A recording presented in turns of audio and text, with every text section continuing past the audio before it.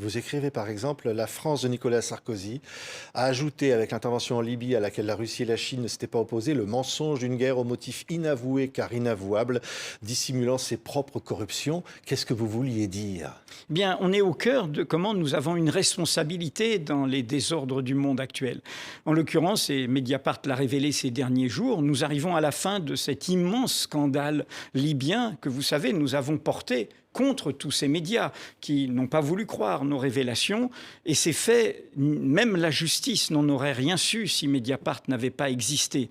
Nous avons mis au jour la corruption par une dictature d'une partie de la vie politique française, en l'occurrence du clan Sarkozy. Aujourd'hui, le dossier est bouclé.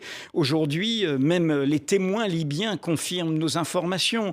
Les démentis de Nicolas Sarkozy sont explosés façon puzzle, comme on disait dans les tontons flingueurs. Donc nous allons aller vers un procès de M. Sarkozy, son troisième.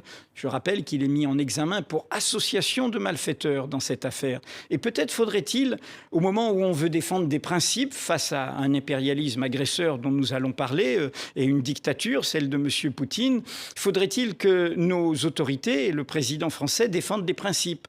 Comment peut-on envoyer, pour représenter la France, aux obsèques du Premier ministre japonais, M.